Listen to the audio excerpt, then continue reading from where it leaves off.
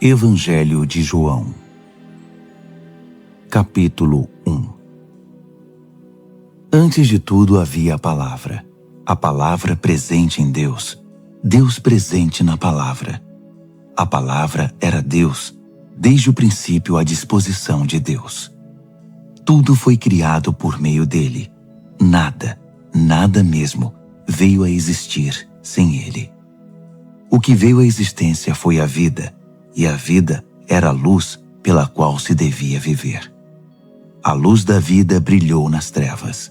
As trevas nada puderam fazer contra a luz.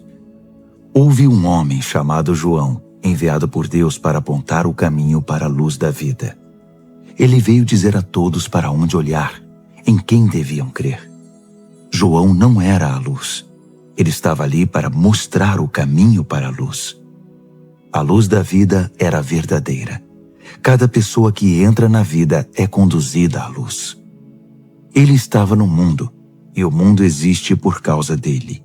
Mesmo assim, o mundo não o acolheu. Ele veio para seu povo, mas eles não o quiseram. Mas houve os que o quiseram de verdade, que acreditaram que ele era o que afirmava ser, e que fez o que disse ter feito. Ele fez deles seu povo, os filhos de Deus. Filhos nascidos de Deus, não nascidos do sangue, não nascidos da carne, não nascidos do sexo. A palavra tornou-se carne e sangue e veio viver perto de nós. Nós vimos a glória com nossos olhos, uma glória única. O Filho é como um pai, sempre generoso, autêntico do início ao fim. João apontou para ele e disse: "Este é o Messias que eu afirmei que viria depois de mim, mas de fato é superior a mim.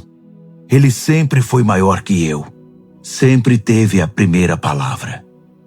Todos sempre vivemos de sua generosidade, recebendo dádivas uma após a outra. O essencial veio por meio de Moisés. Foi então que chegou esse exuberante dar e receber, esse conhecer e entender sem fim. Tudo veio por meio de Jesus, o Messias. Ninguém jamais viu Deus. No máximo, fora um vislumbre. Foi então que essa expressão única de Deus, que existe no próprio coração do Pai, se revelou com a clareza do dia. Os judeus de Jerusalém enviaram um grupo de sacerdotes e oficiais para perguntar a João quem ele era, e João foi honesto com eles. Não disfarçou e contou a verdade. "Eu não sou o Messias." Eles o pressionaram. "Quem é você então? Elias?" "Não sou." "O profeta?" "Não." Exasperados perguntaram: "Quem então? Precisamos dar uma resposta aos que nos enviaram. Diga-nos alguma coisa, qualquer coisa a seu respeito." "Eu sou um trovão no deserto. Preparem um caminho reto para Deus. Estou fazendo o que o profeta Isaías anunciou." Os que o interrogavam eram do partido dos fariseus, mas tinham sua própria pergunta.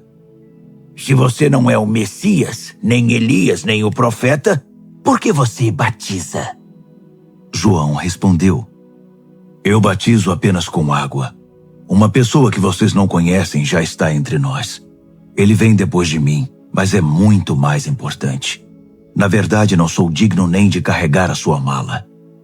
Essa conversa aconteceu em Betânia, do outro lado do Jordão, onde João estava batizando. No dia seguinte, João viu Jesus vindo em sua direção e exclamou: "Aqui está ele, o Cordeiro Pascal de Deus. Ele perdoa os pecados do mundo. Este é o homem de quem falei, aquele que viria depois de mim, mas de fato é superior a mim. Eu não sabia nada a respeito dele.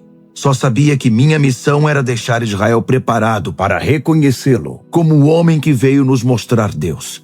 É por isso que vim, batizando com água, dando um bom banho em vocês e limpando os pecados de cada um para que pudessem ter um novo começo com Deus." João fortaleceu seu testemunho dizendo: "Vi o Espírito como uma pomba voando pelo céu, fazendo dele sua morada. Repito, não sei nada a respeito dele a não ser isto. Aquele que me autorizou a batizar com água me disse: Aquele sobre quem você vir o Espírito descer e permanecer, batizará com o Espírito Santo. Foi exatamente isso que vi acontecer. Por isso digo a vocês, e não há dúvida, este é o Filho de Deus. No dia seguinte, João estava de volta ao seu posto com 2 discípulos, que observavam. Ele ergueu os olhos, viu Jesus caminhando e disse: Aqui está ele, o Cordeiro Pascal de Deus. Os 2 discípulos, ouvindo isso, passaram a seguir Jesus. Ele olhou para trás e perguntou: O que procuram? Eles disseram: Rabi, que quer dizer mestre, onde o senhor costuma ficar? Ele respondeu: Venham e vejam vocês mesmos. Eles foram, viram onde Jesus estava vivendo e ficaram ali o resto do dia, pois já estava anoitecendo. André, irmão de Simão Pedro, era um dos 2 que ouviram o testemunho de João e que haviam começado a seguir Jesus.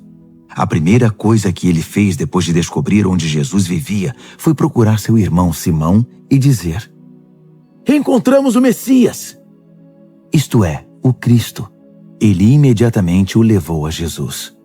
Jesus olhou para ele e disse: Você é Simão, filho de João? De agora em diante seu nome será Cefas, ou Pedro, que significa pedra.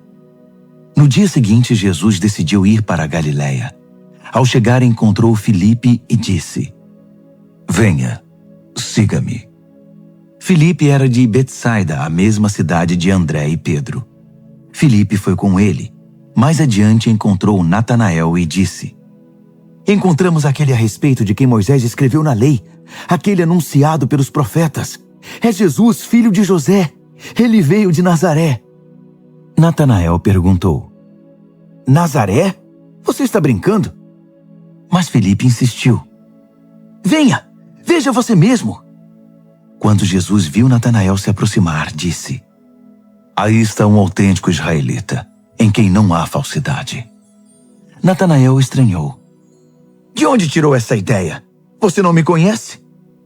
Jesus respondeu: Um dia, bem antes de Filipe ir chamá-lo, vi você debaixo da figueira. Natanael exclamou: Rabi, o Senhor é o Filho de Deus, o Rei de Israel. Jesus disse: Você acreditou porque eu disse que o vi debaixo da figueira? Você ainda não viu nada. Antes que esta história acabe, você verá os céus abertos e os anjos de Deus descendo e subindo sobre o Filho do Homem.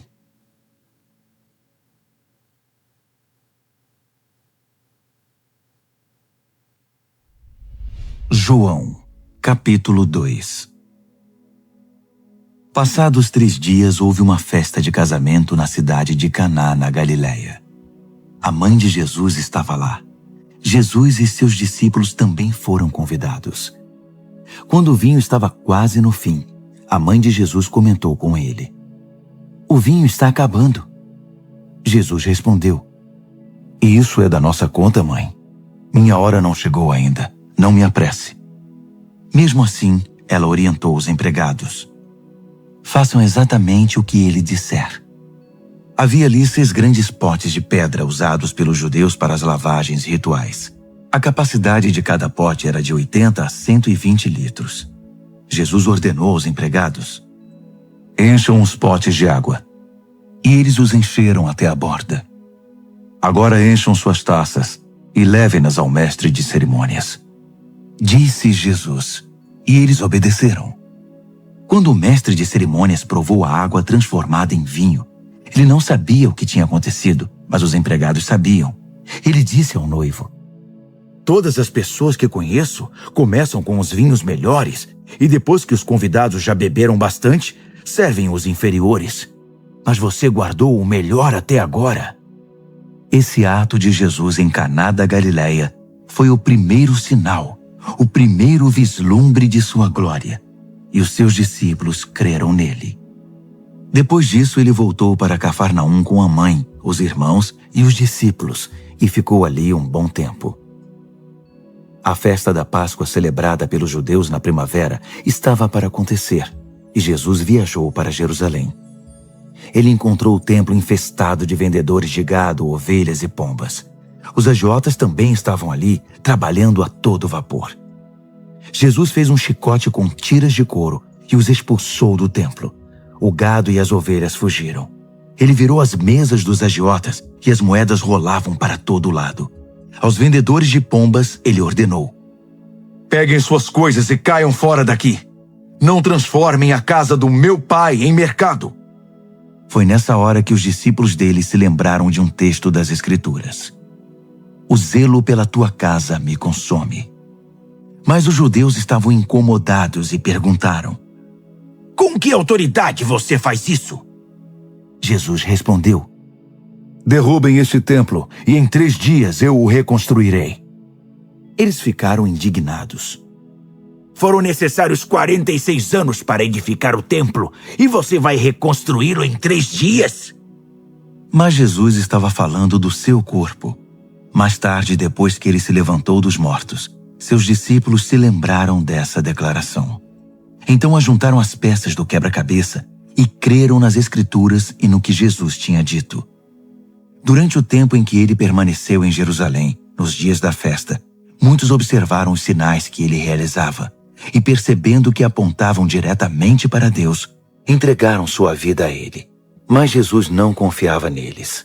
Eles os conhecia muito bem, por dentro e por fora, e sabia que não eram dignos de confiança. Não precisava de nenhuma ajuda para conhecê-los por dentro.